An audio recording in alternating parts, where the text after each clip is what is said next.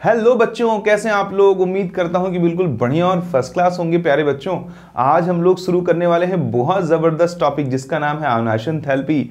बहुत ही इंपॉर्टेंट है और ये पूरी की पूरी इनऑर्गेनिक केमिस्ट्री में बहुत वाइड रोल प्ले करता है।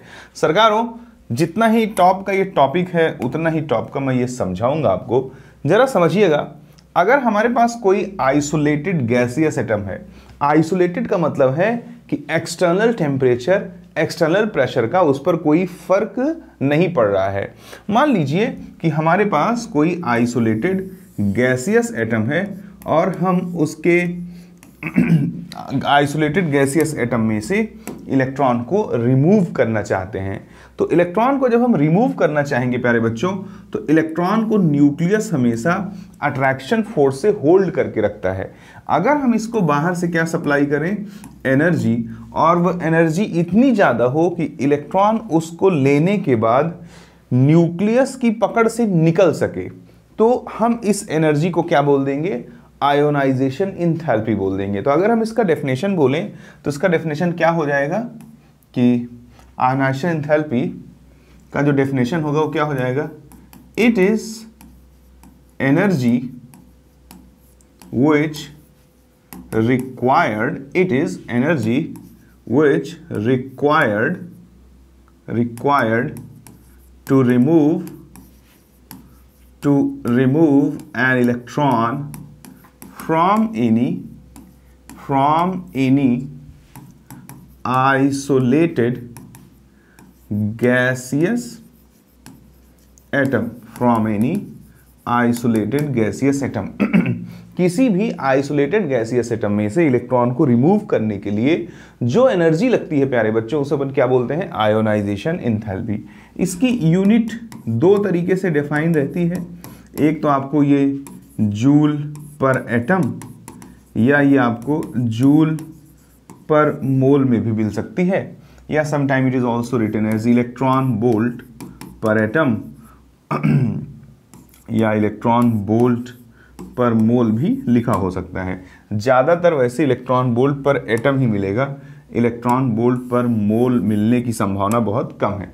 प्यारे बच्चों, अगर हमने इतनी चीज़ें देखी तो अब एक बात और बताइए कि जब हम कहीं एनर्जी सप्लाई करते हैं किसी प्रोसेस के लिए, अगर हम एनर्जी को दे रहे हैं तो उसको हम लोग क्या बोलते हैं, एंडोथर्मिक। तो यहाँ बोल सकते हैं कि ionization is an endothermic process. Ionization कैसा प्रोसेस होता है प्यारे बच्चों, एंडोथर्मिक प्रोसेस होता है। अगर इसको सिंबॉलिक रिप्रेजेंटेशन में लिखना चाहते हो तो इसे ऐसे लिख सकते हो, कोई आइसोलेटेड गैसियस एटम है, this G stands for the physical state, the physical state of this hypothetical atom A is gaseous. इसमें से अगर हम एक इलेक्ट्रॉन निकालते हैं तो जितनी एनर्जी लगेगी उसको अपन फर्स्ट आयोनाइजेशन एंथैल्पी कहते हैं। और अगर ए गैस में से आप कोई इलेक्ट्रॉन निकालते हैं तो यहाँ पर जितनी एनर्जी लगेगी उसे हम लोग क्या बोल देंगे, सेकेंड आयोनाइजेशन एंथैल्पी बोल देंगे, एंड सो ऑन। इसी तरह से थर्ड के लिए I3, फोर्थ के लिए I4 एंड सो ऑन। प्यारे बच्चों, अभी इस पेज पे हमने आपको सिर्फ डेफिनेशन बताया और हमने आपको समझाने की कोशिश की कि जो आयोनाइजेशन की प्रक्रिया है वो कैसी होती है, एंडोथर्मिक होती है। अब थोड़ा सा आगे चलेंगे, सबसे पहले मंत्र नंबर 1 पढ़ेंगे। क्या कहता है मंत्र नंबर 1 बच्चों, जरा देखिए। थोड़ा सा मैं चेक करना चाहूँगा कि क्या ये फ्रेम में है या नहीं। हाँ, बिल्कुल परफेक्टली फ्रेम में है। मंत्र नंबर 1 बच्चों कहता है, ये मेरी खुद की बनाई हुई थियरी है, देखिए और इसको एंजॉय करिए, खूब अच्छे तरीके से समझने की कोशिश करिए। प्यारे बच्चों, जो मंत्र नंबर 1 है वो हमसे कहता है क्या, वो हमसे कहता है successive ionisation enthalpy always increases. इसको आप हमेशा याद रखें। क्या बोला मैंने बोला successive ionisation enthalpy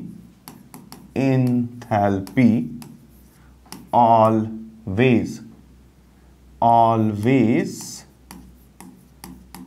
increases. Successive ionization enthalpy always increases। इसका मतलब क्या है प्यारे बच्चों, मैं समझाता हूं। देखिए, मान लीजिए कि जैसे आप किसी गैसियस एटम में से एक इलेक्ट्रॉन निकालते हैं और ये A+ और 1 इलेक्ट्रॉन हो जाता है। यहाँ जो एनर्जी लग रही है सपोज इट इज IE1। और मान लीजिए कि आप A गैस कैटायन में से दूसरा इलेक्ट्रॉन निकालना चाहते हैं, तो ये +1 से कहाँ चला जाएगा, +2 में, और यहाँ जितनी एनर्जी लगेगी बच्चों वो क्या कहलाएगी, IE2।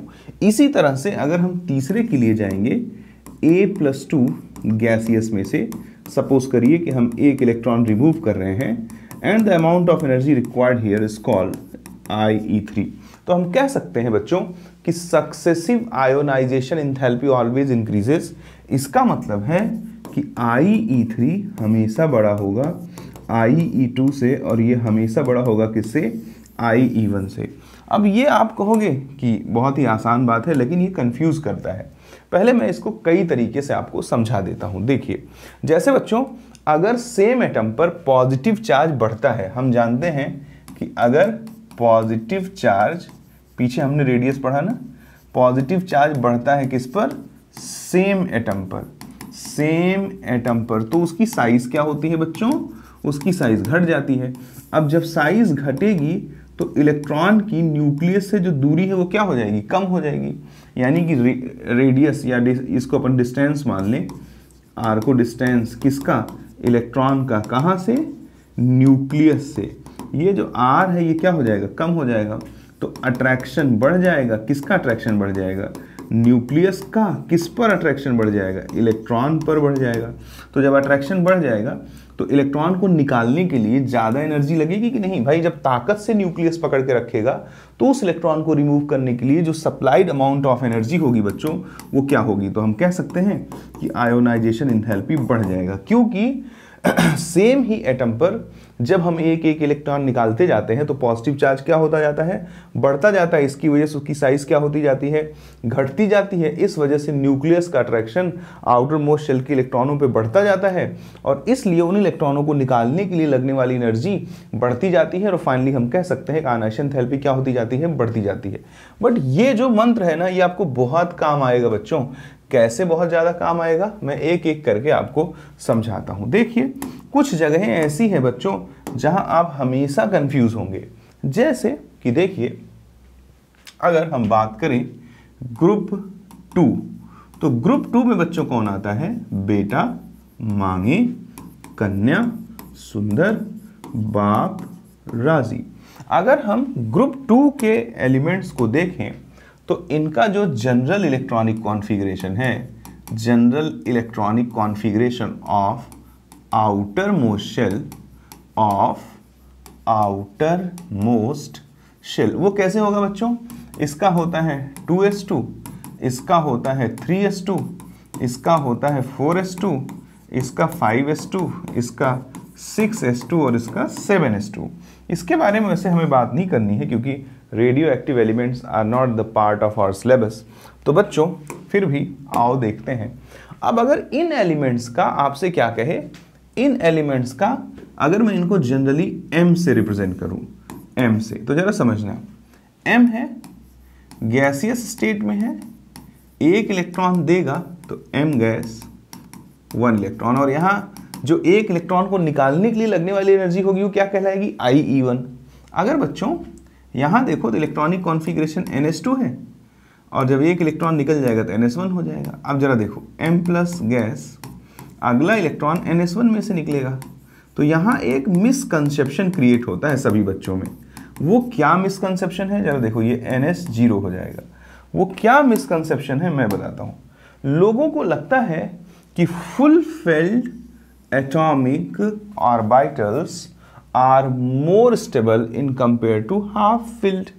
ठीक है, तो अगर इसकी स्टेबिलिटी ज़्यादा है तो इसमें से इलेक्ट्रॉन निकालने के लिए लगने वाली एनर्जी क्या होगी, ज़्यादा, क्योंकि जो स्टेबल चीज़ें हैं वो अपने में बदलाव नहीं पसंद करती हैं। परमात्मा के बनाए इस पूरे ब्रह्मांड में, इस पूरे यूनिवर्स में जो भी चीज़ें हाईली स्टेबल होती हैं वो अपने में कोई चेंज बर्दाश्त नहीं करती हैं। तो हमें ऐसा लगेगा, क्या लगेगा, कि अगर हम ड्यू टू इलेक्ट्रॉनिक कॉन्फ़िगरेशन बात करें तो ज़रा देखो, IE1 की वैल्यू ज़्यादा होनी चाहिए IE2 से। बिल्कुल, क्योंकि यहाँ हम जो पहला इलेक्ट्रॉन निकाल रहे हैं वो फुलफिल सबशेल में से निकाल रहे हैं। और यहाँ हम सबशेल को ही ऑर्बिटल बोल सकते हैं क्योंकि एस सबशेल में एक ही ऑर्बिटल होता है। अब जरा देखो, जो दूसरा इलेक्ट्रॉन निकाल रहे हैं वो हाफ फिल सबशेल में से निकाल रहे हैं। फुल फिल सबशेल की स्टेबिलिटी हाफ फिल से क्या होती है, ज्यादा। That's why we can say that the value of IE1 is much more greater than in compare to value of IE2। But same time अगर हम साइज को ध्यान में रखें तो साइज को ध्यान में रखेंगे तो m का जो रेडियस है वो बड़ा होगा रिलेटिव टू m प्लस का रेडियस। और हम जानते हैं कि जैसे ही किसी चीज की साइज छोटी होगी तो उस पर न्यूक्लियस का अट्रैक्शन क्या हो जाएगा, बढ़ जाएगा। और जैसे ही न्यूक्लियस का अट्रैक्शन बढ़ जाएगा तो आनाश एंथैल्पी यानी कि इलेक्ट्रॉन को रिमूव करने के लिए लगने वाली एनर्जी बढ़ जाएगी। तो यहां से हम कह सकते हैं IE2 is greater than IE1। तो बच्चा हमेशा कंफ्यूज होता है इस एम्बिग्विटी में कि ड्यू टू इलेक्ट्रॉनिक कॉन्फ़िगरेशन उसे लगेगा IE1 बड़ा होगा और ड्यू टू साइज उसको क्या लगेगा कि IE2 बड़ा होगा। तो इस प्रॉब्लम का मैंने समाधान निकाल दिया है मंत्र नंबर 1, जो मैंने पीछे आपको लिख के बताया। Successive ionisation enthalpy always increases. तो देखिए, ये आपको यही नहीं, जब आप ग्रुप 15 की बात करते हैं, जब आप ग्रुप 18 की बात करते हैं, तो हर जगह इसी तरह से एक्सप्लेन करना पड़ेगा। ग्रुप 15 इसका इलेक्ट्रॉनिक कॉन्फ़िगरेशन होता है NS2Np3 प्यारे बच्चों। और ग्रुप 15 में कौन आता है, नाइट्रोजन, फॉस्फोरस, आर्सेनिक, एंटीमनी और बिस्मथ। अब बच्चों देखो, अगर हम इसकी बात करें तो ये हाफ फिल्ड है, हाफ फिल्ड है। यानी अगर मैं जनरली इन सबको क्या बोल दूं, ई बोल दूं, तो यहां जरा देखो, ई में से जब तुम पहला इलेक्ट्रॉन निकालोगे तो एक्चुअली तुम हाफ फिल्ड सबशेल में से निकाल रहे हो। NS2 फुल फिल है और NP3 का अगर ऑर्बिटल डायग्राम बनाओगे तो ऐसा बनेगा ना, बिल्कुल। और जब तुम यहां आओगे तो ये क्या हो जाएगा, NS2 NP2। अब जब मैं सेकेंड इलेक्ट्रॉन के रिमूव करने की बात करते हैं हम लोग बच्चों, तो जब आप सेकेंड इलेक्ट्रॉन को रिमूव करोगे तो कैसी स्थिति होगी, देखो ध्यानपूर्वक। E प्लस में से इलेक्ट्रॉन निकालोगे तो ये E+2 हो जाएगा और 1 इलेक्ट्रॉन अलग हो जाएगा। यहां पर जब आप इलेक्ट्रॉन निकालोगे तो ये NS2Np2 में से निकालोगे। तो let me know about that कि half filled subshells are more stable relative to other subshells. Half filled subshells are only less stable relative to full fill. अगर फुलफिल नहीं है तो उसको किसी से भी कंपेयर करोगे। यही है हुर्न्स रूल ऑफ मैक्सिमम मल्टीप्लिसिटी, जिसे मैंने पीछे आपको पढ़ा रखा है एटॉमिक स्ट्रक्चर में। मेरे प्यारे बच्चों, यहाँ पर क्योंकि इलेक्ट्रॉनिक कॉन्फ़िगरेशन बहुत अच्छा है, मोर स्टेबल है, क्योंकि हाफ फिल्ड है, ये ना तो फुलफिल है ना हाफ फिल्ड है, इसलिए इसका स्टेबिलिटी इससे क्या होगा, कम होगा। तो हम कह सकते हैं बच्चों कि जो IE1 की वैल्यू है और यहाँ क्या IE2 की, तो due to electronic configuration IE1 बड़ा होना चाहिए IE2 से, और ड्यू टू साइज IE2 बड़ा होना चाहिए IE1 से। इस एम्बिग्विटी को मिटाने के लिए मैंने मंत्र नंबर 1 बोला है, और मैं चाहता हूं कि आप उस मंत्र नंबर 1 को स्टार लगाकर अपनी कॉपी में लिखें, क्या कि successive ionisation enthalpy always increases, हमेशा बढ़ती है। तो आपको ये एम्बिग्विटी परेशान नहीं कर पाएगी और आप हमेशा दिल खोल के बोल देंगे क्या कि IE2 बड़ा होगा किससे, IE1 से। अब हम ये सेम बात यहां भी अप्लाई कर सकते हैं। देखिए, हे नेताओं और कर्मचारियों जीते रहें। This is inert gas and the electronic configuration of outermost shell of inert gas is NS2। प्यारे बच्चों, अगर मैं इसको जनरल में E से रिप्रेजेंट करूं तो E gives E++1 electron. Gas during ionization physical state of element should be gaseous. अब जरा देखना, यहां तुम NS2 में से इलेक्ट्रॉन निकालोगे, बट ये किस में कन्वर्ट हो जाएगा, NS1 में से। अब जब E+ में से आप इलेक्ट्रॉन निकालोगे तो now you are removing electron from NS1, okay, and the stability of NS1 is lesser than in compared to the stability of NS2 because it is the full fill and it is half fill। तो full fill subshell half fill subshell की तुलना में more stable होते हैं। That's Y हमें लगेगा कि पहला इलेक्ट्रॉन निकालने के लिए जो लगने वाली एनर्जी है, due to what, due to electronic configuration IE1 should be greater than IE2। But same time जब बच्चा ध्यान देगा और क्या बोलेगा, बच्चा ध्यान दे करके जब बोलेगा कि ड्यू टू साइज की वजह से IE1 जो है वो छोटा होगा किससे, IE2 से, तो फंस जाएगा। वो इसको जवाब दे या इसको, फंसा रह जाएगा। तो वहां मेरे द्वारा बताई गई बात आपके काम आएगी कि successive ionisation enthalpy always increases, यानी कि this one is right and this one is wrong. तो प्यारे बच्चों, चाहे वो बात करे किसकी, ग्रुप 2 की, हमेशा IE2 ज्यादा होगा किससे, IE1 से। चाहे वो बात करे ग्रुप 15 की, हमेशा ग्रुप 15 में भी जो IE2 होगा वो हमेशा ज़्यादा होगा IE1 से। और चाहे वो बात करें ग्रुप 18 की, वहाँ पे भी IE2 हमेशा बड़ा होगा IE1 से। तो प्यारे बच्चों, उस एम्बिग्विटी से हम बच सकें इसके लिए मैंने उसे मंत्र बना दिया, मैंने उसका थ्योरी बना दिया। क्या है मेरे सरकार वो थ्योरी? वो थ्योरी है successive ionisation enthalpy always increases. अगर सरकार इतनी बात आपको समझती है तो चलिए और आगे चलते हैं, धीरे धीरे करके बातों को समझने की कोशिश करते हैं। क्या है कि फैक्टर अफेक्टिंग आयोनाइजेशन एंथैल्पी। सबसे पहले हम उन फैक्टर्स को डिस्कस करेंगे जो आयोनाइजेशन एंथैल्पी पे अपना प्रभाव डालती हैं, अफेक्ट करती हैं। तो सबसे पहले बच्चों देखिए यहाँ पे क्या लिखा हुआ है, साइज। अब साइज दो तरह से बदलती है पीरियोडिक टेबल में, एक तो जब हम लेफ्ट टू राइट जाते हैं और दूसरा जब हम टॉप टू बॉटम जाते हैं। तो जो सबसे पहला वेरिएशन है वो पीरियोडिक वेरिएशन है, means when we are moving from left to right in periodic table. तो सिंपल सादी जो बात है बच्चों वो क्या है, जरा देखिए। सिंपल सादी बात है कि when we move from left to right, जब हम लेफ्ट टू राइट चलते हैं बच्चों, तो effective nuclear charge increases by 0.65। Effective nuclear charge कितने से बढ़ जाता है, 0.65 से बढ़ जाता है। और जब इफेक्टिव न्यूक्लियर चार्ज बढ़ जाएगा तो साइज क्या होगा बच्चों, कम हो जाएगा। साइज कम हो जाएगा तो हम जानते हैं कि आयोनाइजेशन एंथैल्पी बढ़ जाएगा। बट ये बात पूरी तरह से परफेक्ट नहीं है, ये बात आप जान लीजिए। तो हम देखेंगे कि मंत्र नंबर 2 क्या है। ये कहता है कि fulfilled and half filled electronic configuration always overcome next neighboring atom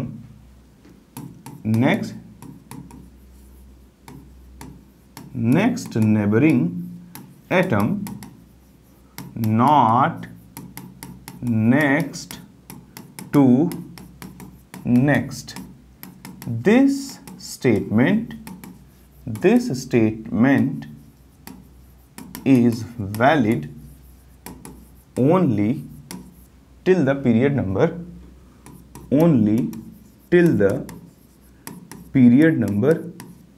4.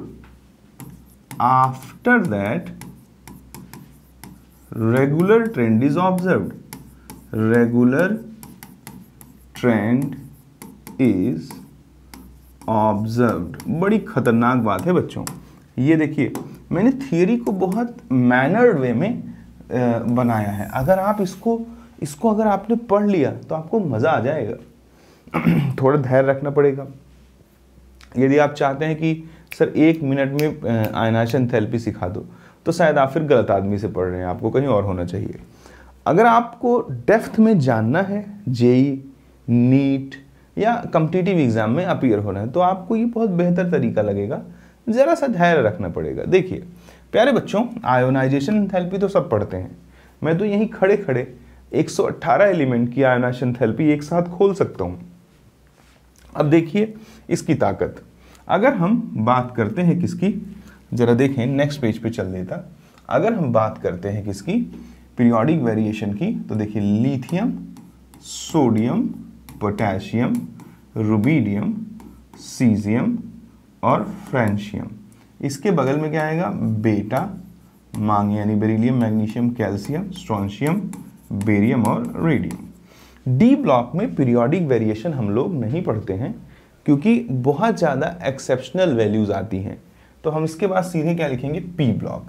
क्या, बाबा अली गया इंडिया थैला लेकर, कहे शिव जी सुने पार्वती, नाना पाटेकर ऐश्वर्या सब बीमार, OS सीमा तेरा फोन नंबर, फिर कल बाहर आई आरती, और इसके बाद क्या आ जाएगा, हे नेताओं और कर्मचारियों जीते रहें।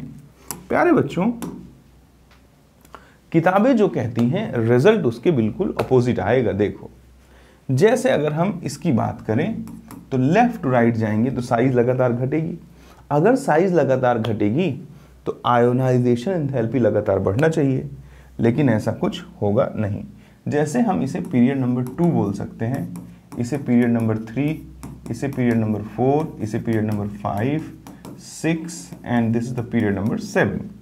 अब जरा देखिए, अगर हम पीरियड नंबर 2 की बात करें तो लिथियम की आयोनाइजेशन एंथैल्पी सबसे कम होनी चाहिए क्योंकि सबसे बड़ा है। अब जरा देखो बेरिलियम, बेरिलियम का जब इलेक्ट्रॉनिक कॉन्फ़िगरेशन देखोगे तो इट्स NS2 और ये क्या है, NS2NP1। अब सावधान हो जाओ। अब जरा इस स्टेटमेंट को पढ़ो, क्या लिखा है, fulfilled and half filled electronic configuration always overcome next neighboring atom, not next to next, and this statement is valid only till the period number 4. After period number 4 regular trend is observed। तो जरा देखो, अगर हम beryllium की size की बात करें तो लेफ्ट में है, लेफ्ट में जो होता है वो राइट वाले से बड़ा होता है जनरली, यानी कि बेरिलियम बोरॉन से बड़ा है। अगर बेरिलियम की साइज बोरॉन से बड़ी है तो आयोनाइजेशन एंथैल्पी कम होनी चाहिए, बट बेटा बेरिलियम की आयोनाइजेशन एंथैल्पी बोरॉन से क्या होती है, ज्यादा होती है। कैसे जस्टिफाई करोगे बताओ? किताबें जो थियरी देंगी इनकम्प्लीट होगा।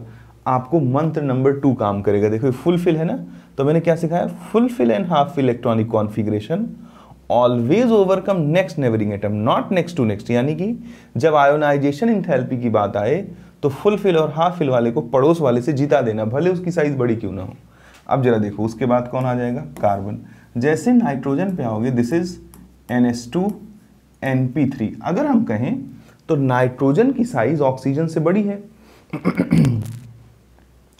अगर नाइट्रोजन की साइज ऑक्सीजन से बड़ी है तो नाइट्रोजन की आयोनाइजेशन एंथैल्पी क्या होनी चाहिए, कम होनी चाहिए, बट होती क्या है, ज्यादा। यानी इसके बाद ऑक्सीजन, देन नाइट्रोजन, उसके बाद fluorine and then neon.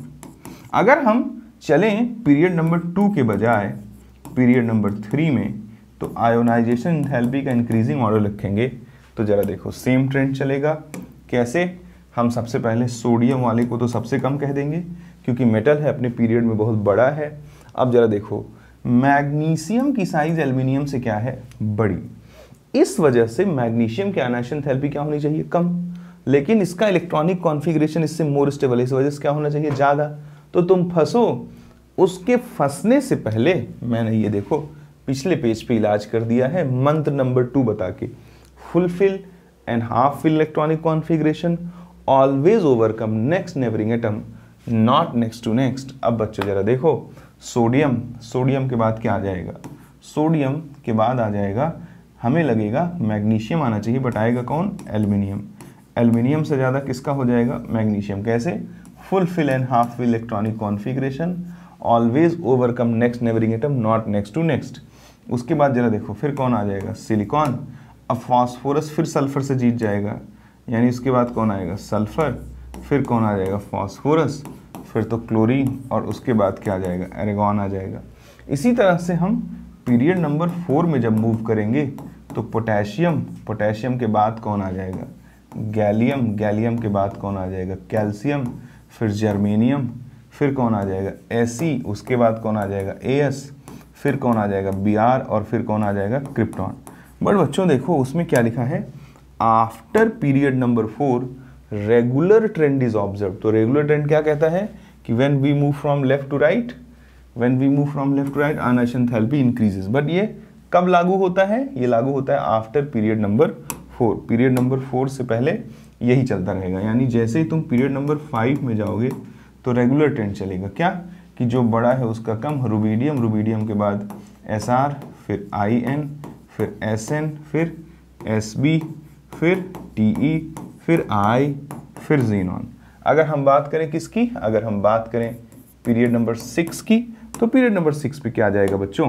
Period number 6 में आ जाएगा रेगुलर ट्रेंड, यानी कि Cs, फिर Ba, फिर थैलियम Tl, फिर Pb, फिर Bi, फिर PO, फिर AT एंड सो ऑन।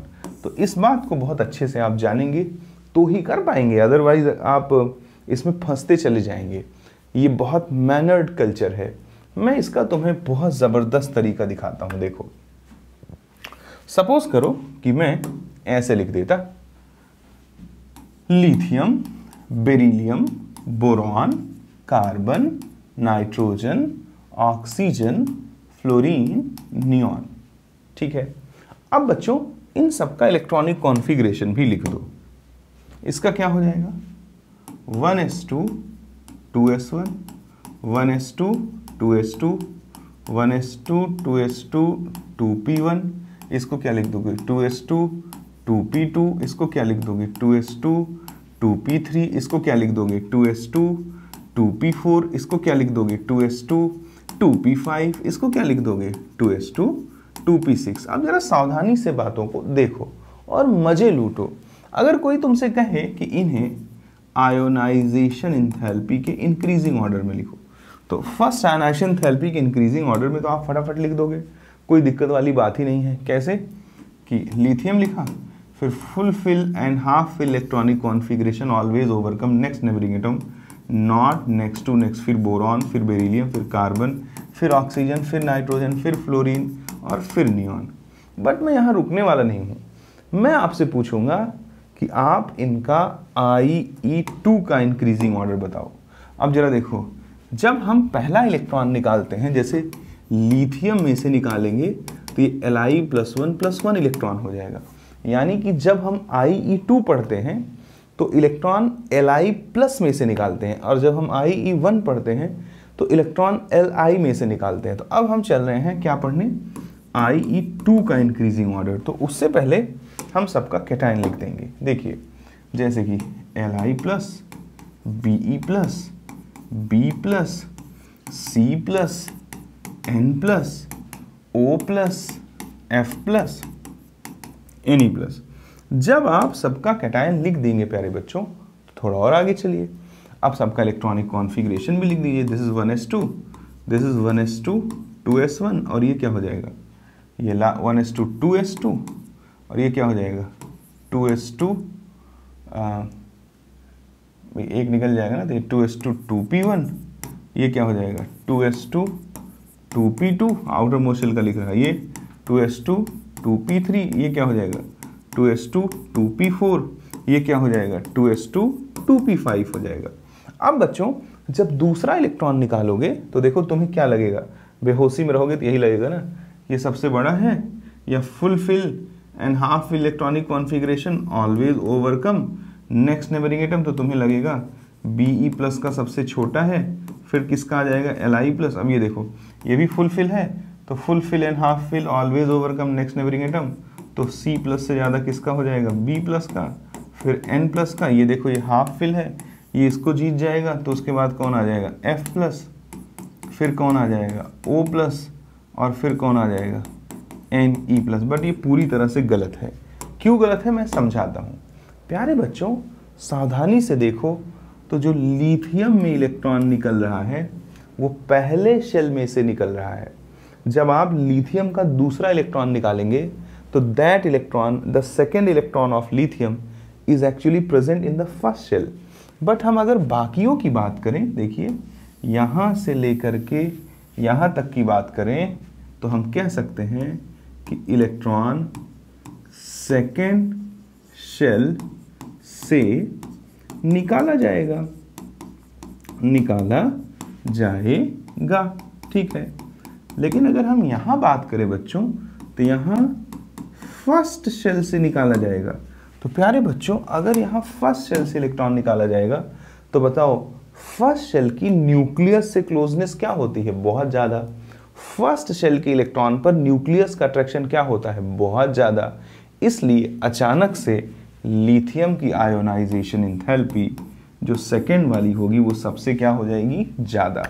तो this is the fault, Li+ का सबसे ज़्यादा होगा because the second electron is removed from first shell. In case of others elements of same period, the second electron is removed from the second cell. The penetration power means the closeness of first shell is much more greater than the closeness of second cell. That's why the value of IE2 is very very very high for what? For Li+। ठीक है, उसके बाद देखो इन सब में second shell में से electron निकल रहा है, बिल्कुल। तो यहाँ पर मेरा लॉजिक 100% सही बैठेगा। देखो सबसे कम किसका हो जाएगा, Be+ का, क्योंकि इसकी साइज सबसे बड़ी है। अब जब तुम आगे जाओगे थोड़ा तो ज़रा देखो और बात को समझने की कोशिश करो। आगे जाओगे तो तुमको सब कुछ दिखाई देगा। ये देखो ये फुल फिल है, 2s2 है, ये 2s2 2p1 है, ठीक है। तो full fill and half fill electronic configuration always overcome next neighbouring atom, not next to next, यानी कि B+ C+ से जीत जाएगा। यानी Be+ के बाद कौन आएगा, C+ आएगा, उसके बाद कौन आएगा बच्चों, B+, उसके बाद क्या हो जाएगा, जरा देखिए N+ आ जाएगा। ओके, अब जरा देखो O+ का इलेक्ट्रॉनिक कॉन्फ़िगरेशन कैसा है, 2s2 2p3, हाफ फिल है ना। तो फिर से जरा मन में बोलोगे, full fill and half fill electronic configuration always overcome next neighbouring atom, not next to next, यानी कि उसके बाद N+ के बाद किसका नंबर आ जाएगा, N+ के बाद O+ का नंबर अगर लाए आप तो काम खराब हो जाएगा।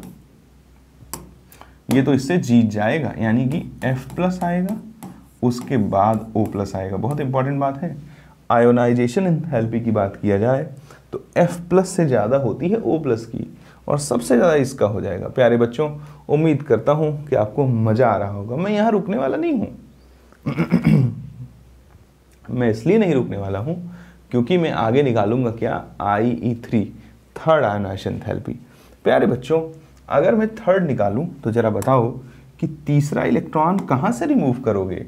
तीसरा इलेक्ट्रॉन तो हम लोग +2 में से निकालेंगे, जैसे Li+2, Be+2, B+2, C+2, N+2, O+2, F+2, Ne+2।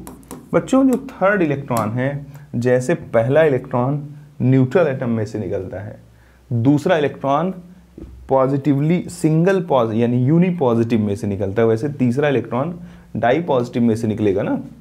समझा दूं, लो जैसे लिथियम है तो Li+1+1 इलेक्ट्रॉन, तो पहला इलेक्ट्रॉन लिथियम में से निकला ना। अब Li+ में से जब एक इलेक्ट्रॉन निकालोगे तो Li+2 हो जाएगा। अब Li+2 में से जब एक इलेक्ट्रॉन निकालोगे तो Li+3 हो जाएगा। यानी कि जो तीसरा इलेक्ट्रॉन है, ये पहला, ये दूसरा, ये तीसरा, तो तीसरा इलेक्ट्रॉन +2 में से निकलता है। उम्मीद करता हूँ समझ में आया होगा। अब जरा देखो सबसे पहले धैर्य रखो, कोई हड़बड़ी नहीं है, कोई जल्दबाजी नहीं है। जब चीज़ों को समझना होता है, सपोज करिए कि आप 11th के बच्चे हैं और मेरा लेक्चर देख रहे हैं, तो आपको धैर्य रखना पड़ेगा। बहुत भयानक लेवल का पेशेंस होना चाहिए।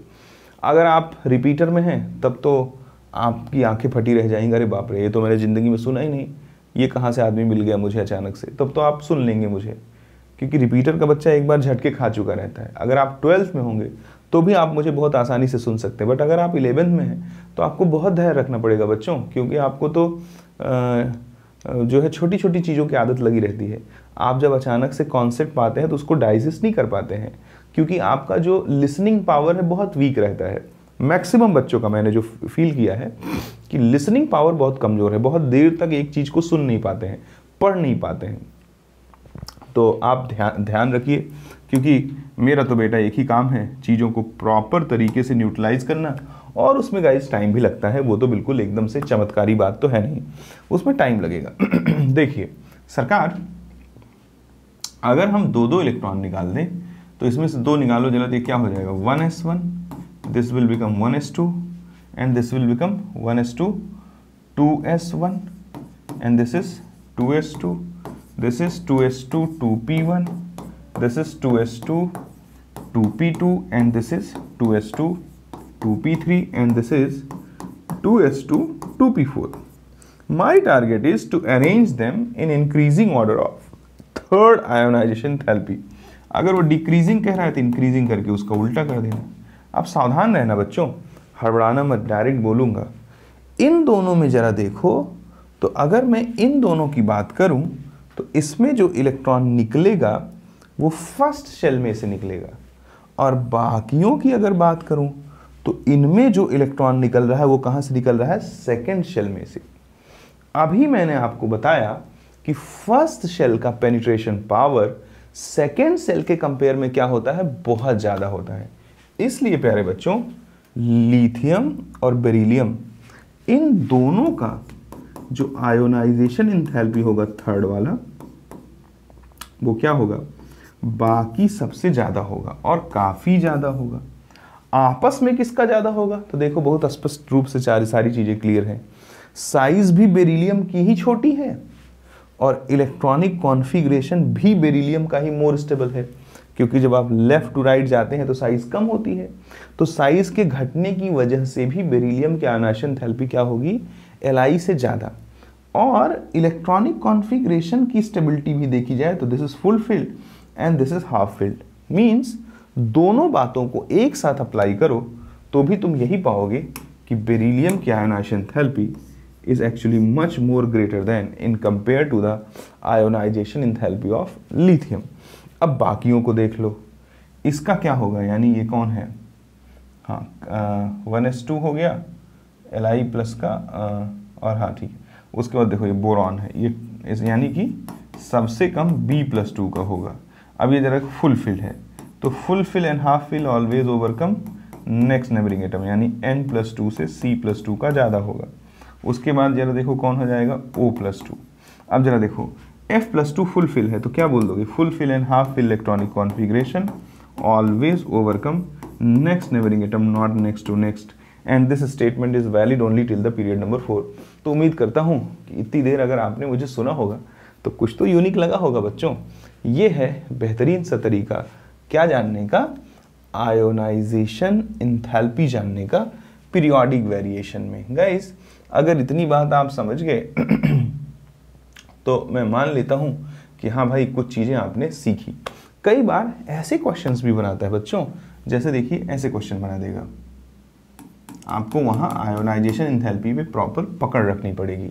जैसे बोला कि बोरॉन एल्युमिनियम कार्बन सिलिकॉन, या बोल दिया कार्बन सिलिकॉन नाइट्रोजन फॉस्फोरस, या बोल दिया नाइट्रोजन फॉस्फोरस ऑक्सीजन सल्फर, या ऑक्सीजन सल्फर फ्लोरीन क्लोरीन, और कह दिया कि arrange them in decreasing order of ionisation enthalpy. तो देखिए बोरॉन एल्युमिनियम कार्बन सिलिकॉन, ये थर्ड पीरियड के हैं 3 शेल है, ये सेकेंड पीरियड के हैं 2 शेल है। तो जिसका रेडियस की अगर बात की जाए तो एल्युमिनियम और सिलिकॉन का रेडियस ज़्यादा होगा बोरॉन और कार्बन के रेडियस से। तो जरा देखो, अब जिसका रेडियस ज़्यादा होगा उसकी आयनाइजेशन एंथैल्पी कम होगी, यानी बोरॉन और कार्बन की आयनाइजेशन एंथैल्पी ज़्यादा होगी किससे? एल्युमिनियम और सिलिकॉन से। अब बोरॉन और कार्बन में कौन छोटा है? बोरॉन और कार्बन में कार्बन छोटा है, इसलिए कार्बन की सबसे ज़्यादा हो जाएगी और बोरॉन की कम। एल्युमिनियम सिलिकॉन में कौन छोटा है? सिलिकॉन, तो सिलिकॉन की ज़्यादा हो जाएगी, एल्युमिनियम की कम। ऐसे यहाँ भी कर सकते हैं। देखो कहे शिवजी और नाना पाटकर, इनमें जरा आप जब गौर पूर्वक देखेंगे तो ये बड़ा है और ये दोनों छोटे हैं। कंपेयरिंग का स्टाइल यही रखना, क्योंकि इसमें 3 पीरियड मौजूद हैं और इसमें 2 पीरियड मौजूद हैं, यानी 2 शेल। सेकेंड पीरियड में 2 शेल, थर्ड पीरियड में 3 शेल। तो यहाँ भी क्या हो जाएगा भाई? अब डायरेक्ट लिख रहा हूँ, क्योंकि इसकी साइज इससे छोटी है इसलिए आयोनाइजेशन एंथैल्पी कार्बन और नाइट्रोजन की ज़्यादा होगी सिलिकॉन और फास्फोरस की। कार्बन नाइट्रोजन में कौन छोटा है? नाइट्रोजन की ज़्यादा होगी कार्बन से और सिलिकॉन की ज़्यादा होगी फास्फोरस से। बट यहाँ जब आओगे तो होश में आ जाना, नाना पाटकर और OS। अब ज़रा गौरपूर्वक देख लो, इसका जो रेडियस है बच्चों और इसका जो रेडियस है तो रेडियस के हिसाब से अगर हम देखें तो ये बड़ा है, यानी नाइट्रोजन और ऑक्सीजन का ज़्यादा होना चाहिए फास्फोरस और सल्फर से। लेकिन जब आप नाइट्रोजन और ऑक्सीजन में कंपेयर करेंगे तो नाइट्रोजन की साइज फिर बड़ी है, फिर भी ये इससे जीत जाएगा, क्योंकि full fill and half fill electronic configuration always overcome next neighbouring atom, not next to next. और जब आप फास्फोरस और सल्फर में जाएंगे तो फास्फोरस भले ही सल्फर से बड़ा है बट फिर भी जीत जाएगा। तो ये हो जाएगा परफेक्ट ऑर्डर। यहाँ पे जरा देख लीजिए, OS फिर कल यानी ऑक्सीजन फ्लोरीन की ज़्यादा होगी सल्फर क्लोरीन की, ऑक्सीजन से ज़्यादा होगा फ्लोरीन का और सल्फर से ज़्यादा होगा क्लोरीन का। तो सॉरी हाँ, सल्फर से ज़्यादा होगा क्लोरीन का। तो ये तरीका है, आपको अप्रोच को थोड़ा क्लियर वे में समझना पड़ेगा। उम्मीद करता हूँ कि सरकारों इतनी चीज़ आप समझ पाए होंगे। अब जब आपने पीरियोडिक वेरिएशन देखा तो ठीक है, आपने चीज़ों को समझा। अब क्या देखोगे आप? Group wise variation. तो ग्रुप वाइज वेरिएशन पढ़ने से पहले शायद मुझे आपको बता देना चाहिए तीसरा मंत्र। देखता हूँ कि तीसरा मंत्र कहाँ मैंने शुरू किया है। तीसरा मंत्र आ जाएगा यहीं लाई कर देना चाहिए। ठीक है, ग्रुप वाइज वेरिएशन की अगर बात करें तो देखो किताबें क्या बोलती हैं। NCERT क्या बोलता है कि टॉप टू बॉटम जाओगे तो साइज बढ़ेगी।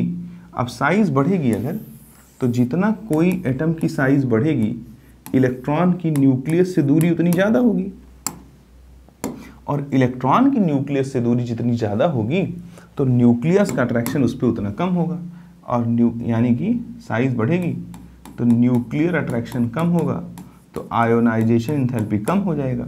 जब ये इलेक्ट्रॉन को न्यूक्लियस कम ताकत से पकड़ा रहेगा तो जरा सी हीट देने से, जरा सी एनर्जी देने से इलेक्ट्रॉन निकल जाएगा कि नहीं निकल जाएगा।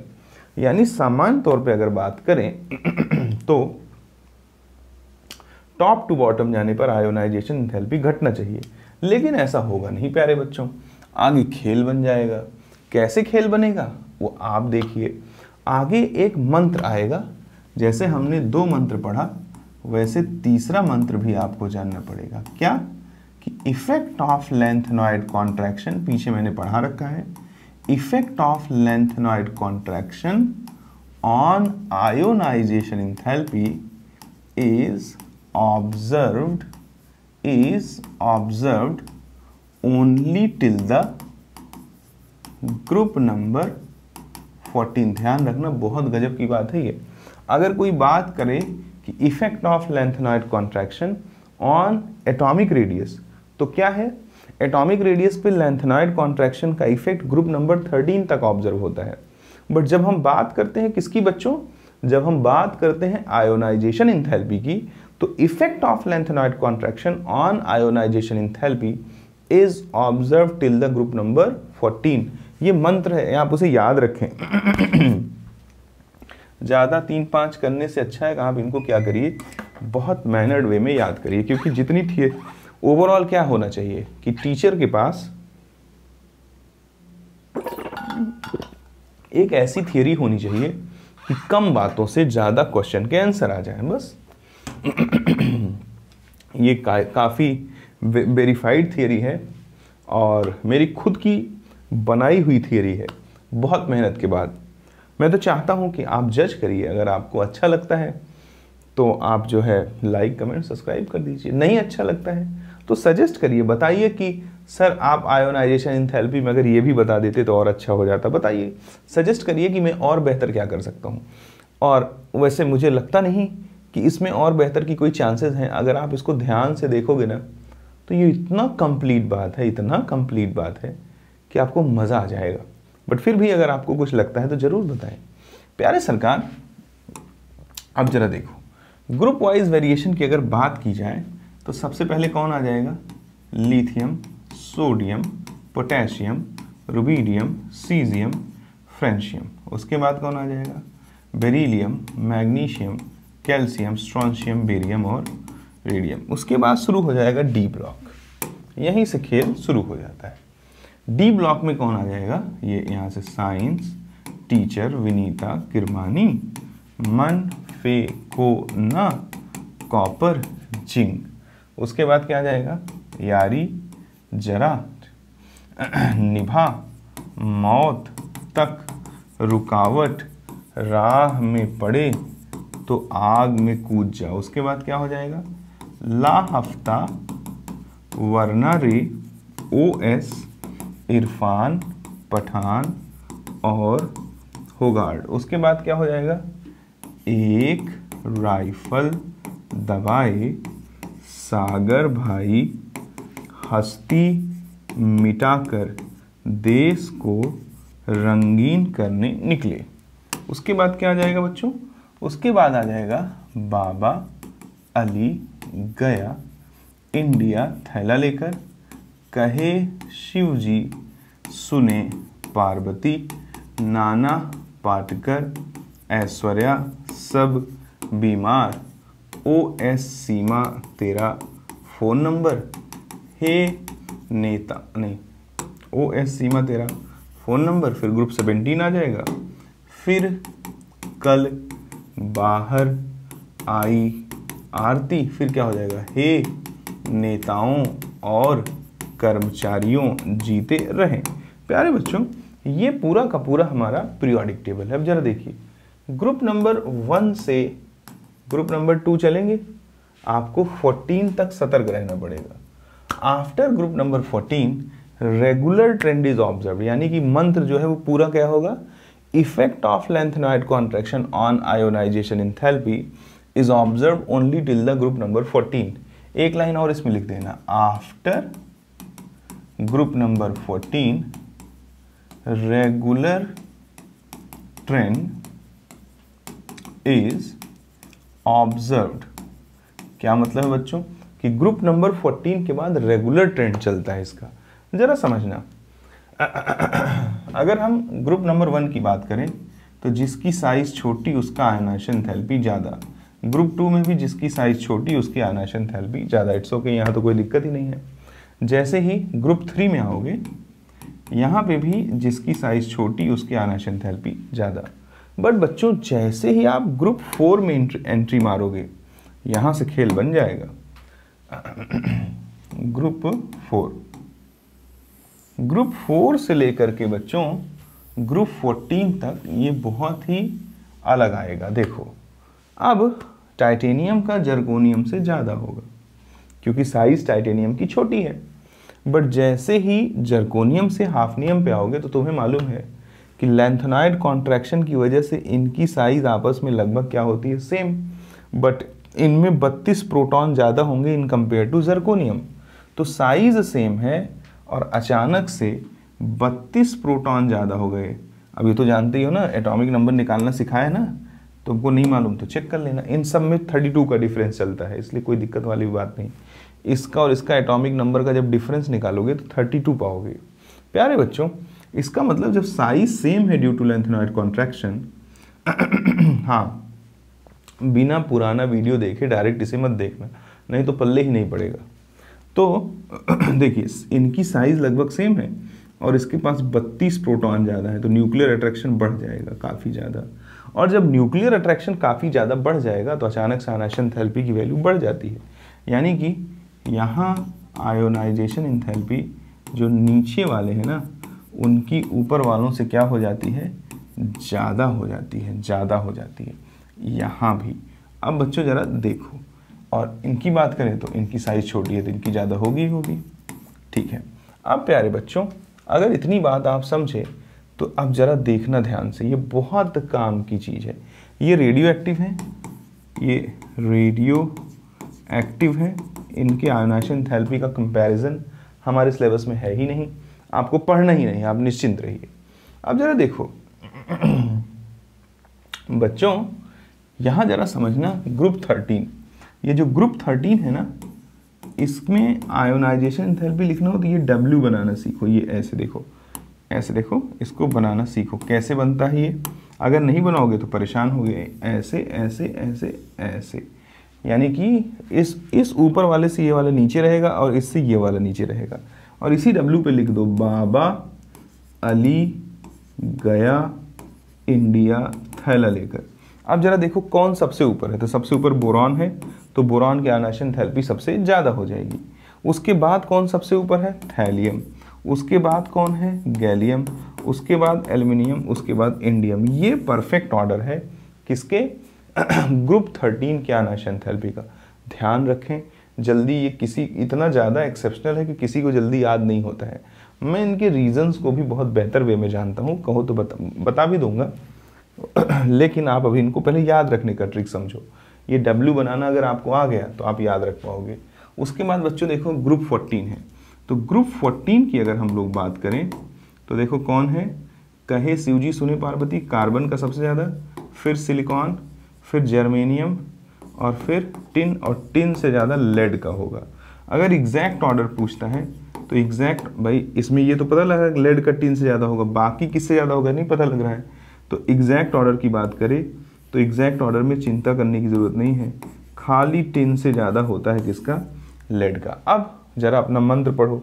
मंत्र कहता है कि after group number 14 regular trend is observed, यानी कि रेगुलर ट्रेंड इज ऑब्जर्व्ड यानी जरा देखें ग्रुप नंबर 15 से रेगुलर ट्रेंड यानी कि साइज के बढ़ने से आयनाइजेशन एंथैल्पी कम होगा। तो नाना पाटेकर, ऐश्वर्या सब बीमार, यानी जिसकी साइज छोटी उसके आयनाइजेशन एंथैल्पी ज़्यादा। OS सीमा तेरा फ़ोन नंबर, जिसकी साइज छोटी उसके आयनाइजेशन एंथैल्पी ज़्यादा। फिर कल बाहर आई आरती, जिसकी साइज छोटी उसके आयनाइजेशन एंथैल्पी ज़्यादा। हे नेताओं और कर्मचारियों जीते रहें, जिसकी साइज छोटी उसकी आयनाइजेशन एंथैल्पी ज़्यादा। तो ये बच्चों हमने ग्रुप वाइज वेरिएशन भी देख।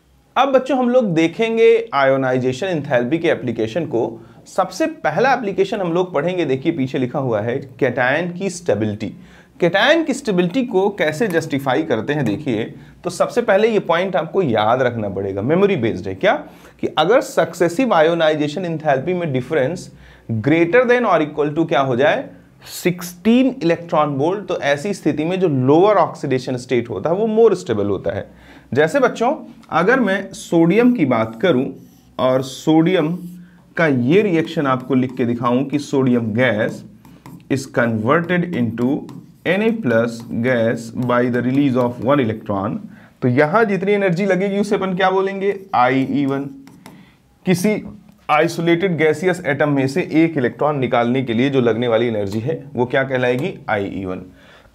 अगर बच्चों सेकेंड स्टेप में हम लोग आए और क्या कर दें, Na गैस में से क्या निकाल दें बच्चों, एक इलेक्ट्रॉन, तो देखिए क्या है, ये है Na गैस और इसमें से हम लोग एक इलेक्ट्रॉन और निकाल देंगे तो ये Na+2 गैस बन जाएगा और एक इलेक्ट्रॉन अलग हो जाएगा। सेकेंड इलेक्ट्रॉन निकालने के लिए जो लगने वाली एनर्जी है वो क्या होगी, IE2। ये ब्लू वाला जो पिलर है वो व्हाइट वाले पिलर से बड़ा है, जो इस बात का प्रमाण है पीछे हमने पढ़ रखा है क्या, कि successive ionisation enthalpy always increases. तो जब सक्सेसिव आयोनाइजेशन एंथैल्पी हमेशा बढ़ेगा तो ये बात क्लियर हो जाएगी कि IE2 की वैल्यू बड़ा है किससे, IE1, ये तो हम लोग जानते ही हैं।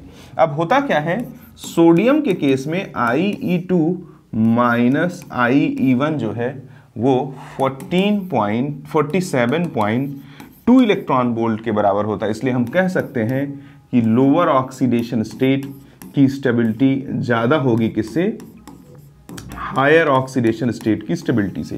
तो आप मुझसे एक क्वेश्चन कह सकते हैं कि सर मुझे ये सब याद रखने की क्या ज़रूरत है, मैं तो ऐसे ही जानता हूं कि सोडियम की स्टेबिलिटी +1 में ज़्यादा होती है रिलेटिव टू +2। ठीक है, बहुत अच्छी बात है, तुम जानते हो।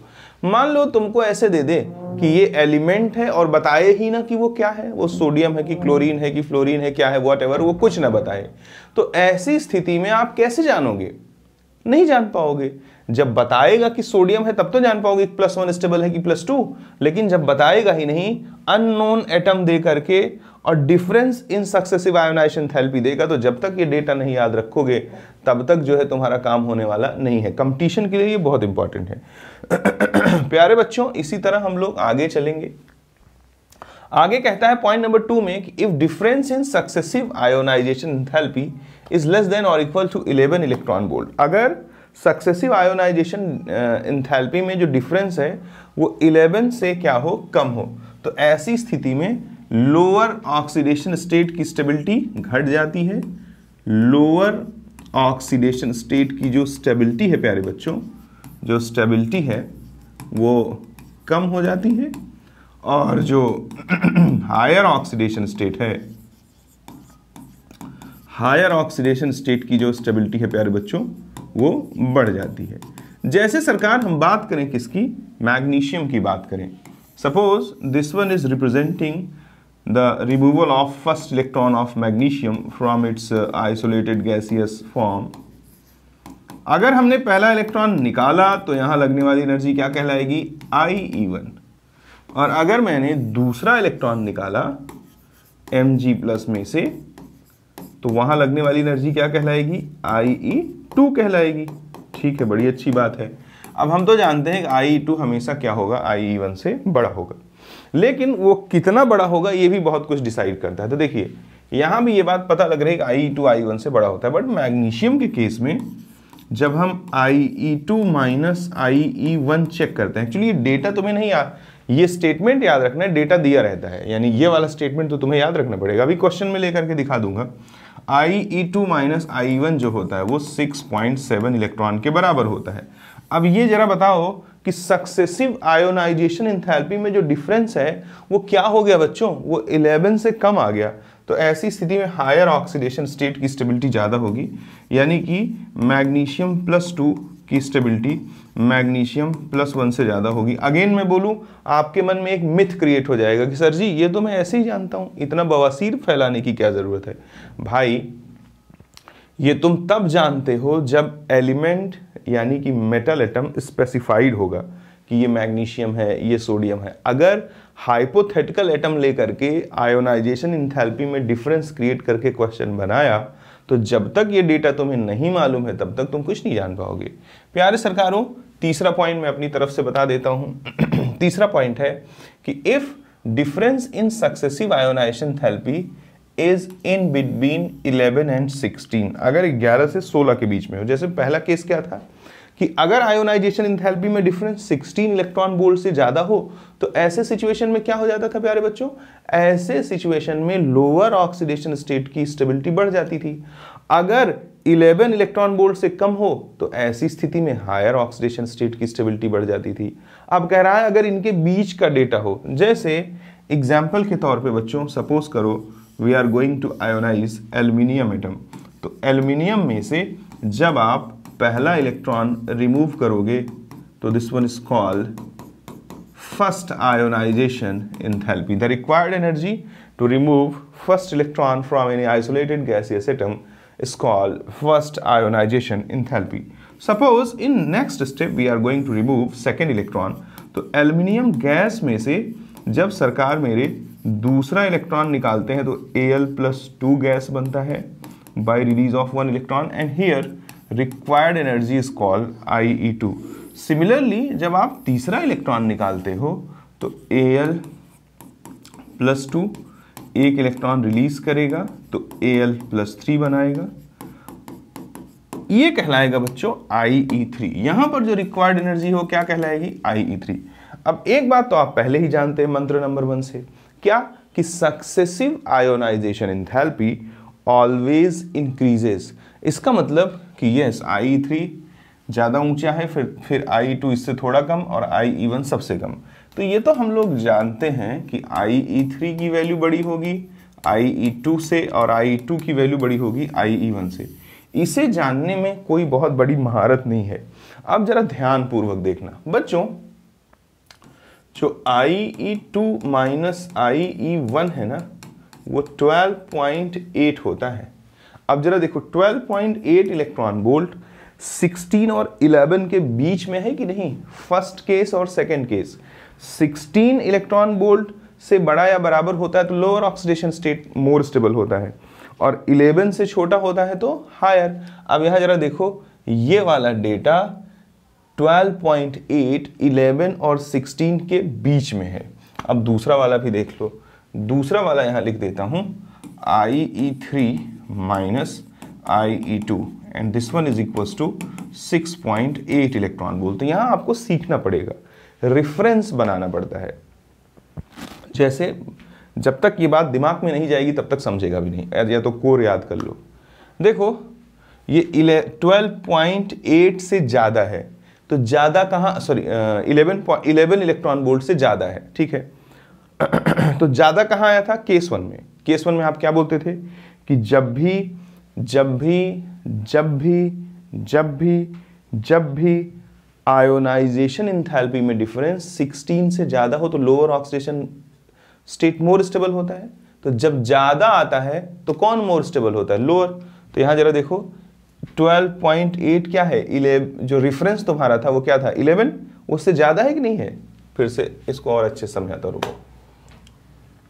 ऐसे सिचुएशन में 11 is taken as reference. Reference मतलब यही रेफरेंस पॉइंट है। जब इससे ज़्यादा होगा तो केस 1 फॉलो होगा, और जब इससे कम होगा तो केस 2 फॉलो होगा। अब जरा देखो IE2 माइनस IE1, 11 से ज़्यादा है ना, तो केस 1 फॉलो होगा। केस 1 का मतलब क्या हो गया कि लोअर ऑक्सीडेशन स्टेट की स्टेबिलिटी हायर ऑक्सीडेशन स्टेट की स्टेबिलिटी से क्या होगा, ज़्यादा होगा। अब जरा देखो यहाँ केस 2 फॉलो हो गया कि नहीं फॉलो हो गया, 11 से कम। तो ऐसी स्थिति में हायर ऑक्सीडेशन स्टेट की स्टेबिलिटी लोअर ऑक्सीडेशन स्टेट की स्टेबिलिटी से क्या हो जाएगा, ज़्यादा हो जाएगा। यानी कि Al+3 Al+2 से ज़्यादा स्टेबल है, ठीक है। यानी कि चाहे मैं बात करूं Al+3 की और चाहे मैं बात करूं Al+1 की, इन दोनों की जो बच्चों स्टेबिलिटी है वो Al+2 से क्या है, ज़्यादा है, ठीक है। अब बात आती है किसमें, Al+3 और Al+1 में। तो Al+3 और Al+1 में किसकी स्टेबिलिटी ज़्यादा होगी, बट ऑब्वियस है एल्युमिनियम+3 में पाया जाता है पूरी दुनिया में, तो Al+3 की स्टेबिलिटी Al+1 से ज़्यादा होगी, और सबसे कम किसकी होगी, Al+2 की। ये ऑर्डर है, ये कई बार पूछ चुका है एग्जामों में, बड़े बड़े एग्जामों में, जेईई में भी पूछ चुका है ये। तो प्यारे बच्चों ये बात आप अच्छे से जानते रहेंगे। और जब मैं कहता हूँ कि जेईई में पूछ चुका है तो नीट वाले बच्चे ज़रा इंटरेस्ट दिखाएं, क्योंकि इस साल की फिजिक्स ने ये प्रूफ कर दिया है कि जो फोकटबाजी वाली बातें हैं वो अब शायद ना चलें। यानी कि जो फॉर्मूला याद कर लिया, वैल्यू डाल दिया और आंसर निकाल के आगे बढ़ गए, उससे अब काम शायद ना हो। थोड़ा सा आपको एनालिटिकल थिंकिंग का भी इस्तेमाल करना पड़ेगा और अपने ब्रेन को ग्रो करना पड़ेगा प्यारे बच्चों। अब जरा देखिए सरकारों, अगर इतनी बात आप समझ गए तो एक बात और जान लीजिए, जो Al+1 है ना, ये बहुत ही रेयरेस्ट रेयर है और ये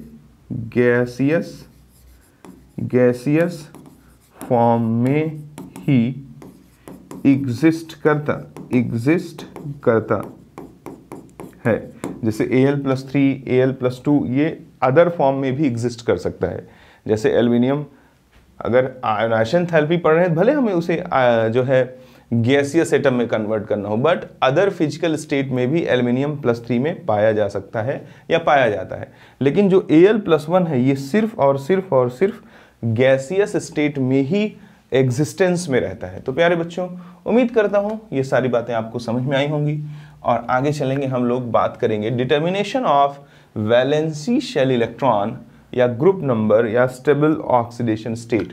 प्यारे बच्चों जरा इसको मैं समझाता हूँ। देखिए सबसे पहले इसमें एक लाइन बोलूंगा कि sudden jump in ionisation enthalpy, sudden jump in ionization enthalpy inform us about outermost electron. जरा समझने की कोशिश करना बच्चों। जैसे मान लो कि मैं ग्रुप 1 लिख दूं, lithium, sodium, potassium, rubidium, caesium, और ग्रुप 1 लिखूंगा बच्चों, तो जरा देखिए इसका इलेक्ट्रॉनिक कॉन्फ़िगरेशन क्या होगा, 1s2 2s1, इसका 1s2 2s2 2p6 3s1, इसका 1s2 2s2 2p6 3s2 3p6 4s1 and so on. प्यारे बच्चों जरा देखो, जब हम किसी एटम की बात करते हैं, तो एटम की जब हम बात करते हैं तो आउटर मोस्ट शेल के इलेक्ट्रॉन की न्यूक्लियस से जो दूरी है, the distance of outer most electron from the nucleus is maximum, यानी न्यूक्लियस का इस पे अट्रैक्शन क्या है, मिनिमम है। ठीक है, तो जब हम पहला इलेक्ट्रॉन निकालेंगे तो IE1 एनर्जी लगेगी कुछ, बिल्कुल सही बात है। अब देखो पहला इलेक्ट्रॉन तो सेकेंड सेल में से निकल रहा है, बट दूसरा इलेक्ट्रॉन फर्स्ट शेल में से निकलेगा, यानी कि जैसे ही हम दूसरा इलेक्ट्रॉन निकालेंगे बच्चों, तो अचानक से IE2 की वैल्यू बहुत तेजी से बढ़ेगी, यानी सडन जंप होगा। तो देखो IE1 से जैसे IE2 पे गए तो सडन जंप हुआ, तो लोअर पोजीशन पे आ जाएगा। करो, लोअर पोजीशन क्या है, IE1, यानी उसमें कितने इलेक्ट्रॉन है आउटर मोस्ट शेल में, एक इलेक्ट्रॉन है। इसी तरह से इसमें भी जब आप देखोगे तो IE1 से IE2 की वैल्यू क्या होगी, बहुत ज़्यादा होगी, क्योंकि पहला इलेक्ट्रॉन निकलेगा थर्ड सेल में से और सेकेंड इलेक्ट्रॉन निकलेगा सेकेंड सेल में से, एंड सो ऑन। ये स्टेटमेंट हर जगह वैलिड है। ऐसे ही मान लो मान लीजिए कि कोई ग्रुप 13 की बात कर दे, बाबा, अली, गया, इंडिया, थैला लेके। इसमें अगर देखो बच्चों, मान लो हम इसका इलेक्ट्रॉनिक कॉन्फ़िगरेशन लिखते हैं 1s2 2s2 2p1। इसी तरह से इसका लिखेंगे तो क्या हो जाएगा, 1s2 2s2 2p6 3s2 3p1, बस दो बहुत है। देखो अब इस ग्रुप में जब आप पहला इलेक्ट्रॉन निकालेंगे तो लगने वाली एनर्जी क्या कहलाएगी, IE1। दूसरा निकालेंगे तो क्या कहलाएगी, IE2। मंत्र नंबर जो है हमारा 1 क्या बोलता है, successive ionisation enthalpy always increases. तीसरा इलेक्ट्रॉन निकालेंगे तो क्या कहलाएगा, IE3। लेकिन जैसे आप चौथा निकालोगे ना, तो उसकी वैल्यू IE4 की अचानक से क्या हो जाएगी, बहुत ज़्यादा। क्यों, क्योंकि इनके आउटर मोस्ट शेल में जरा देखिए, आउटर मोस्ट शेल सेकेंड है यहाँ और थर्ड है, तो इनमें total number of electron outermost shell में कितने हैं, 3 हैं। तो 3 इलेक्ट्रॉन तक तो एनर्जी क्या होगी, बढ़ेगी, बट जैसे ही तुम चौथा इलेक्ट्रॉन निकालोगे तो सडन जंप हो जाएगा, यानी अचानक से चौथा इलेक्ट्रॉन निकालने के लिए the energy required to remove fourth electron is suddenly increases, suddenly बहुत तेजी से बढ़ जाता है। जो इस बात का क्या है, एविडेंस है कि इसके आउटर मोस्ट शेल में टोटल नंबर ऑफ इलेक्ट्रॉन क्या थे, 3 थे। तो जिस पे सडन जंप होगा, इसका मतलब कि अब अचानक से आउटर मोस्ट शेल के इलेक्ट्रॉन क्या हो गए, खत्म हो गए। प्यारे बच्चों, ऐसे में बहुत सारे एग्जाम्पल ले सकता हूँ। जैसे मान लीजिए कि बेटा मांगे कन्या सुंदर बाप राजी। ठीक है, अब इनके आउटर मोस्ट शेल की अगर हम लोग बात कर लें बच्चों, तो NS2 इलेक्ट्रॉनिक कॉन्फ़िगरेशन होता है, यानी IE1 से बड़ा होगा IE2। बट जैसे ही हम लोग तीसरा इलेक्ट्रॉन निकालेंगे तो आयोनाइजेशन एंथैल्पी अचानक से क्या हो जाएगी, बहुत ज़्यादा बढ़ जाएगी। इसका मतलब कि इसके आउटर मोस्ट शेल में 2 इलेक्ट्रॉन थे, तीसरा इलेक्ट्रॉन अगर पहले 2 निकल रहे होंगे दूसरे से, तो तीसरा निकल रहा होगा पहले से। अगर पहले 2 निकल रहे होंगे तीसरे से, तो तीसरा निकल रहा होगा दूसरे से। अगर पहले 2 निकल रहे होंगे चौथे से, तो तीसरा निकल रहा होगा तीसरे से। उम्मीद करता हूँ आपको समझ में आया होगा। कुछ और क्वेश्चंस के थ्रू इन बातों को और बेहतर वे में समझा देते हैं। जैसे प्यारे बच्चों यहाँ एक क्वेश्चन लिखा हुआ है, कहता है कि ionization enthalpy for 3 element A, B, C are given below. 3 element के लिए हमें क्या दिया हुआ है, आयोनाइजेशन एंथैल्पी दिया हुआ है। ठीक है, A के लिए, B के लिए, C के लिए। फ्रेम में होना चाहिए, फिर भी एक बार क्रॉस चेक कर देता हूँ। हाँ, सब कुछ बहुत अच्छे से फ्रेम में है। प्यारे बच्चों देखिए, आगे कहता है कि identify the element which represent, इनमें से एल्कली मेटल कौन है। अब देखो एल्कली मेटल पीरियोडिक टेबल में लेफ्ट हैंड पे होते हैं, उनकी साइज लगभग सबसे बड़ी ही होती है। इनर्ट गैसेस को रिमूव कर दो अगर इनकी साइज सबसे बड़ी होती है तो इनकी जो फर्स्ट आयोनाइजेशन एंथैल्पी है वो सबसे कम होनी चाहिए। तो देखो फर्स्ट आयोनाइजेशन एंथैल्पी कहाँ सबसे कम है, तो IE1 की बात की जाए तो सबसे कम किसकी है, इसकी है। ठीक है, अभी लेकिन हम एकदम से फैसला नहीं करेंगे। ठीक है, और एल्कलाइन अर्थ मेटल कौन है, ठीक है, तो देखते हैं। और एल्कलाइन और नॉन मेटल कौन है, ठीक है, तो A B C ऑप्शन नहीं डाला क्या उसने, नहीं अल्कला, अच्छा नहीं, ओके कहता है एल्कली मेटल A है और अल्कलाइन अर्थ मेटल B है और नॉन मेटल कौन है, सी है। चलो चेक कर लेते हैं। Identify the element with which represent, अच्छा ठीक है, इसमें एक ऑप्शन और होना चाहिए, शायद उसने टाइपिंग नहीं, अच्छा ठीक है ठीक है, एक ऑप्शन और नहीं है, सही है। चलो देखो अगर वो कहता है कि एल्कली मेटल ए है, तो एल्कली मेटल ए है तो देखते हैं ए की फर्स्ट आयनाइजेशन एंथैल्पी कम है और एल्कली मेटल में IE2 की वैल्यू IE1 से काफ़ी ज़्यादा होगी, यानी सडन जंप होगा।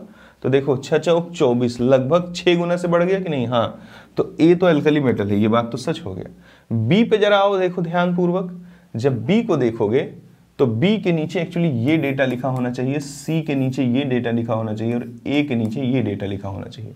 वो टाइपिंग वाले भैया मैंने बना के क्वेश्चन दिया होगा तो थोड़ी गलती हुई होगी, चलता है। अब बच्चों जरा देखो, यहाँ फर्स्ट आयनाइजेशन एंथैल्पी कम है और सेकंड बढ़ी, बट बहुत ज़्यादा नहीं बढ़ी, देखो जस्ट डबल के आसपास है, डबल, हाँ डबल के आसपास है, लगभग डबल। तो इसका मतलब जरा देखें कि बी क्या हो गया, बी हो गया एल्कली अर्थ मेटल, क्योंकि उसमें IE1 से बड़ा कौन होगा, IE2 बड़ा होगा, क्योंकि इसके आउटर मोस्ट शेल में 2 इलेक्ट्रॉन होते हैं और एल्कली मेटल के आउटर मोस्ट शेल में 1 इलेक्ट्रॉन होते हैं। तो जब IE2 करोगे तो यानी कि जब दूसरा इलेक्ट्रॉन निकालोगे तो शेल नंबर बदल जाएगा। पहला इलेक्ट्रॉन अगर दूसरे सेल में है तो दूसरा इलेक्ट्रॉन एल्कली मेटल में पहले सेल में मौजूद होगा। तो यहाँ अचानक से IE2 की वैल्यू I1 से काफ़ी ज़्यादा हो जाएगी। अब जरा देखो यहाँ ये बी क्या हो गया, एल्कलाइन अर्थ मेटल बी, ये भी सच बात है बिल्कुल। अब जरा सी देखो, सी की बात की जाए तो देखो नॉन मेटल की साइज क्या होती है, छोटी, तो इनकी आयनाइजेशन एंथैल्पी ज़्यादा होगी। तो फर्स्ट आयनाइजेशन एंथैल्पी सबसे ज़्यादा देखो सी की है कि नहीं है, बिल्कुल। तो इसलिए और जब दूसरा इलेक्ट्रॉन निकाल रहे हो तो बढ़ भी रही है, यानी सी क्या हो गया, नॉन मेटल हो गया। यानी ए एल्कली मेटल है और बी एल्कलाइन अर्थ मेटल है और सी क्या है, नॉन मेटल है। ठीक है प्यारे बच्चों, आगे जरा देखिए, हमसे कहता है successive ionisation enthalpy element would be. ठीक है, हमें सक्सेसिव आयोनाइजेशन एंथैल्पी की वैल्यू दी हुई है, देखो आयोनाइजेशन एंथैल्पी की वैल्यू दी हुई है। ठीक है, ये 25 है IE1 और उसके बाद 180 है क्या IE2, 240 है IE3 और 370 है IE4 और 450 है IE5। अब जरा देखो, यानी कि जब हम दूसरा इलेक्ट्रॉन निकाल रहे हैं तो यहाँ आयोनाइजेशन एंथैल्पी में सडन जंप हो रहा है बिल्कुल। अब अगर दूसरा इलेक्ट्रॉन, ये ऑप्शन में सोडियम है, गलती से लिखा है, अगर दूसरा इलेक्ट्रॉन निकालने में सडन जंप हो रहा है, इसका मतलब किसके आउटर मोस्ट शेल में 1 इलेक्ट्रॉन है। तो ऐसे हड़बड़ी में रहोगे तो पहला आंसर आपको सही लगेगा, बट ध्यान दो लिथियम के पास कुल इलेक्ट्रॉन ही कितने होते हैं, हाइड्रोजन हीलियम लिथियम 3, तो इसके पास एग्जिस्टेंस में सिर्फ 3 आयोनाइजेशन एंथैल्पी होगी, IE2, IE1 और IE3, यानी IE4, IE5 इसके लिए अस्तित्व में ही नहीं होगा, इसलिए ये ऑप्शन नहीं हो सकता है। इसका मतलब ऑप्शन कौन है, सोडियम है। सोडियम है क्यों, क्योंकि इसके आउटर मोस्ट शेल में जरा देखो 1s2, 2s2, 2p6, 3s1, 1 electron है। जैसे ही आउटर मोस्ट शेल का इलेक्ट्रॉन निकलेगा और आप अंदर वाला दूसरा इलेक्ट्रॉन निकालने की कोशिश करोगे तो आयोनाइजेशन एंथैल्पी में सडन जंप हो जाएगा और IE2 की वैल्यू तेजी से बढ़ जाएगी, यानी कि, और इसके पास टोटल इलेक्ट्रॉन कितने हैं, 11, तो 5 इलेक्ट्रॉन निकाले जा सकते हैं। Means this data is suitable for sodium, not for lithium, that's why the correct answer is sodium. प्यारे बच्चों, हमें लगता है कि लिथियम और सोडियम दोनों करेक्ट आंसर है, क्योंकि IE1 से IE2 गए तो अचानक से आयनाइजेशन एंथैल्पी क्या हो गई, बहुत ज़्यादा इंक्रीज कर गई। अगला क्वेश्चन देखेंगे, कहता है कि IP1, IP2 यानी आयनाइजेशन एंथैल्पी का डेटा दिया हुआ है, तो कोई बात नहीं, डेटा को देखो, ये 7.1 था, ये दिस, ये दिस, ये दिस और ये दिस। देखो यहाँ जो इंक्रीज है वो सडन है, ये अगर हम देखें तो ये 2 गुना बढ़ा, नहीं, हाँ ठीक है, और 14 दूनी 28, ये भी लगभग 2 गुना बढ़ा। यहाँ जरा देखो ज़्यादा इंक्रीज है, लगभग 4 गुने के आसपास। ठीक है, तो ज़्यादा इंक्रीज है तो यानी आउटर मोस्ट शेल में कितने इलेक्ट्रॉन मौजूद हैं, इसके आउटर मोस्ट शेल में जो इलेक्ट्रॉन्स मौजूद हैं वो कितने होने चाहिए, वो होने चाहिए हमारे पास 3। तो 3 इलेक्ट्रॉन यहाँ किसी भी ऑप्शन में नहीं है, अच्छा IP5 की वैल्यू उसने टाइप ही नहीं की। 1 2 3 4 5, हाँ ठीक है, तो मैं लिख देता हूँ ना।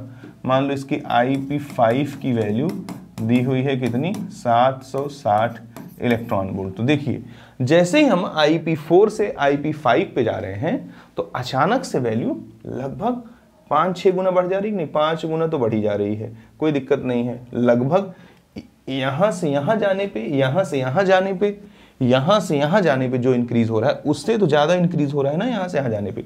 तो sudden jump in ionization therapy कहाँ है, IP4 से IP5 जब हम जा रहे हैं। इसका मतलब आउटर मोस्ट शेल में टोटल नंबर ऑफ इलेक्ट्रॉन 4 हैं, that's why B is the correct answer. प्यारे बच्चों आगे देखते हैं। अगला क्वेश्चन हमसे कहता है कि successive ionization energy of an element are कितना, 100, 150, 181 और 2000 एंड दिस वन। तो यहाँ देखो सडन जंप हो रहा है, यानी कि जब हम IE3 से IE4 पे जा रहे हैं तो अचानक से आयोनाइजेशन थेरेपी की वैल्यू क्या हो जा रही है बच्चों, बहुत ज़्यादा बढ़ जा रही है।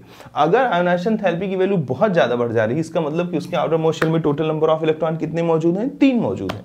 अगर उसके आउटर मोस्ट शेल में 3 इलेक्ट्रॉन मौजूद हैं तो जरा देख लीजिए, कहता है एलिमेंट ए में बी मेटल।